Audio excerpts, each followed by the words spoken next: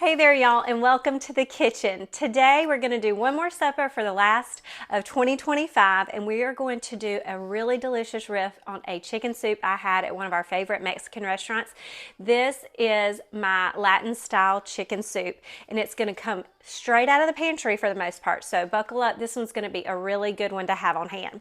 First thing I want to tell you about is all the ingredients that I'm starting with, and then we'll chat about the soup that I had that was so fantastic that I had to recreate it at home. So I've got some chicken. This is just one whole chicken that is shredded up. You can do rotisserie, you can do a couple of big breasts and just shred those, whatever you want. So I've got some chicken here, and then I've got some regular suspects. I've got carrots, I've got onion. I'm going to put in a little bit of Rotel for my tomato because that's got that Tex-Mex flair. Some corn, you can use frozen or canned. I've got a can of drained corn here, and here's my secret flavor weapon for this. This is green chili salsa. So it's like salsa verde, and it just has that tomatillo twang to the back of it. You're going to want to have this on hand. Some cilantro, a little lime juice, and then I've got some chicken stock from doing my chicken earlier, but you could always do just 2 boxes of stock. This is 8 cups of chicken stock. And then onion, garlic, chili powder, and cumin, which is what I use to make my taco season, salt and pepper. Here's the thing, if you want to skip all of those seasonings and grab yourself a taco seasoning packet, you absolutely can do that. So first we're going to get some heat under our pan, and I got a pretty new pan for Christmas. My husband saw the blue and he thought that's exactly what Mama needs with all of her new blue colors in the kitchen. So I'm just going to get some heat under my pan. You're going to want a soup pot here because we're going to just build a lot of flavor in this pot and make this hearty soup. And then I'm going to go ahead, and I've got a couple of things that I didn't prep. I've got a couple of potatoes that are going to go in here. This is, think chicken soup for the soul goes to a Mexican restaurant. This is delicious. The first time I ever had this, the corn was actually big pieces of corn on the cob, and I thought this is the strangest thing but the best soup I've ever had. The chunks of chicken were huge. It was just all around delicious, and I was like, I have got to recreate that. So I'm going to get a little oil in the pan. I've got my olive oil here. Just a couple of tablespoons is all we need to start. You could absolutely use butter or whatever you have on hand. Avocado oil is another one of my favorites that I love to have. And then I'm going to go ahead and start getting my carrot and my onion softened up in here. This is one whole onion diced. You know me, I like to meal prep, but you can absolutely get a bag of frozen onions and throw that in. Same thing with the carrots. I've got 2 carrots diced, which is about a cup of carrots. You want those to go in, and they're going to go ahead and get started doing their thing. I'm going to salt them and pepper them so they have a little bit of help in the seasoning department because we season every single layer, every single time, and those are good to go. Now, for my veggies, we really want to keep this in almost like a chicken soup sort of thing. This is going to be a clear broth. We're going to have all good, clean vegetable broth here, and we're not going to have any creamy or anything. So this is just a clear broth that's really good for you when you got a cold or anything like that. So I'm going to get in some cilantro stems. Cilantro is going to go in at the end, but the stems carry a lot of nutritional value and a lot of really good flavor, so I never toss them. This is definitely part of that Mexican that is so good and so flavorful in their version of chicken noodle soup or chicken soup. I think I actually had it with a little rice in the bottom, and my husband likes to serve it that way, but you could also serve this just the way it is. Like I said, I'm putting some potatoes in it, so I didn't feel like we had to have rice, but you absolutely can. If we've got leftover rice in the fridge, we're going to put it in something. Okay, that is going great. Now, in here, we're also going to go ahead and put in our chili powder and our cumin because it needs to wake up on the heat. Anytime you're using spices, they need to hit the high heat so they give off their most flavor. And that's why we get them in at this point. So I'm going to go in with a tablespoon of chili powder. You know I measure with my hand. And a tablespoon of cumin. I don't think I've even opened this guy up yet. We got to get him started. And don't mix up the cumin and the cinnamon. I know it's been Christmas and y'all been baking, but make sure you've got the right thing on hand. They look so similar. Your nose will know very quickly if you make a mistake. Okay, and then we're going to do a tablespoon of garlic and a tablespoon of onion powder. Really easy peasy to eyeball these things. These are just going to give this a punch of flavor that's going to say, oh, This isn't regular chicken soup. And with this pantry staples, it just comes together so fast. So stir that up and let the heat do its thing. Immediately you smell that when it hits the heat. All right. Those vegetables are actually going to take the longest of everything in this dish. So that's why we went in first with those. Okay? And next I'm going to grab a peeler and we're going to get started on peeling our potatoes. So the peeling of my potatoes is one thing that you don't necessarily often see people do ahead of time. But if you wanted to, you absolutely could. All you have to do is take your potatoes, peel them up, and put them in a little bit of water. And then they are good to wait on you to be ready. But if you don't put them in water, they're a lot like a peeled apple. They're going to turn brown, and it's going to happen pretty quickly.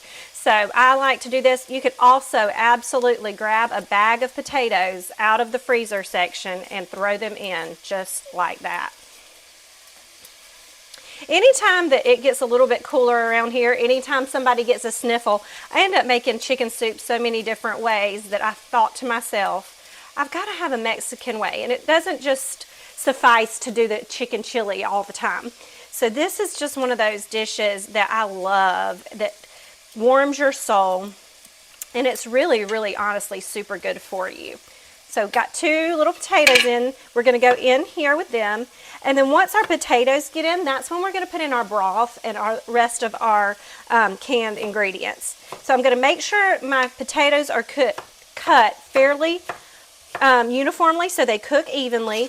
And you don't have to cook everything this small. For me, I really just do it because my girls are so little and they're a little bit nitpicky about some of these vegetables. But like I said, when I had this in the Mexican restaurant, it had a whole piece of corn on the cob in it. So I don't think you necessarily have to do the teeniest, tiniest of dices. But another reason to chop small is because you can always speed the cooking process up by having things chopped a little bit smaller. You save some time on the back end if you do this on the front. All right, one little piece left, and we're going to get some veggies in the can in there. Now I've got 2 cans of Rotel. You can find mild Rotel if you don't want any kind of heat to yours, but this will just offer a tiny little kick. So I've got 2 cans of Rotel.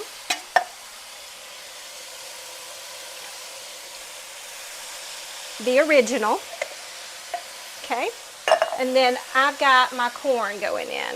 Now, anytime that you want to make this, and if you don't have salsa verde on hand, you can just do a small can of like diced green chilies. They also have that good flavor. There's a little bit of that flavor in the Rotel, but just not enough for me to make it all the way to the flavor point that I like it to be at. So I love this salsa verde for that. There's just nothing like the twang. And honestly, it is one of those flavors that you just don't almost have anything else that tastes like it. Okay, so tomatillo salsa going in. Good little bit of chicken stock going in, and then we're going to season this again. This is going to cook until my potatoes, my carrots, and my onions are totally tender. And then at the very end, we'll add in our chicken. Now my cilantro stems are going to do their good herby work in there, and then these cilantro toppers are going to go on top at the end. That is amazing. Now I will say, to bring it up to a boil faster, I'm going to put the lid on it. But once it starts to come up to a simmer, you're going to want to take the lid off, because with potatoes and all that in there, it's very easy, the starches, to react, and it'll start to overflow onto your surface. So we don't want to do that. So I'm going to cover it up, bring it to a boil, and when we get back, I'm going to show you how to finish it off with the chicken and all the toppings. See you in a minute. Okay, y'all, so it's time to finish up our yummy, yummy Mexican style chicken soup recipe.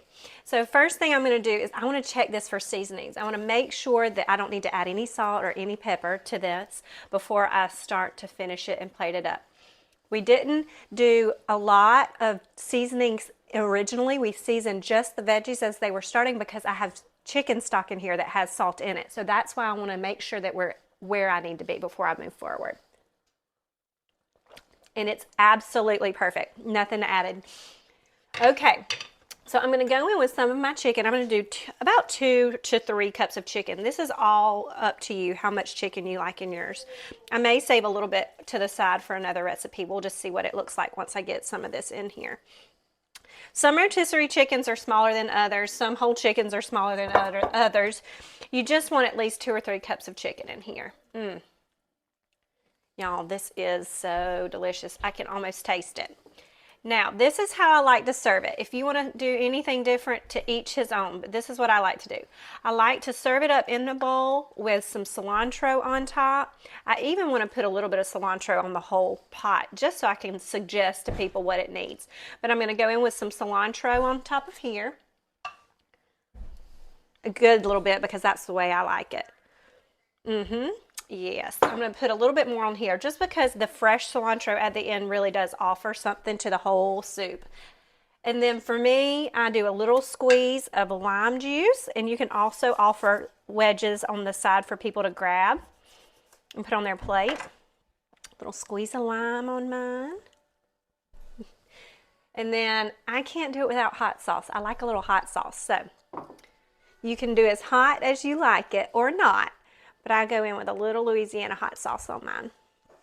And then you can serve this up, like I said, with rice, with tortilla chips, whatever you want to do. But to me, this right here is comfort in a bowl. And it was stuff that we always have on hand. We just don't think of using it this way usually. So next time that you think you want to take your chicken soup up a notch and do something a little different, why don't you try this one?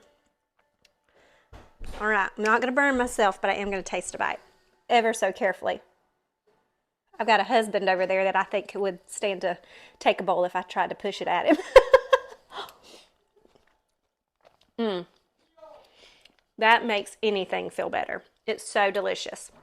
As always, I'm going to link my knife that I use below. I'm also going to link Mama Whitten's Kitchen Online Cooking School or my Shortcut Suppers digital cookbook below for you to find. And then you can find some of my great new cookware links down there below too. Happy cooking, y'all. Happy New Year, and I'll see you in the kitchen.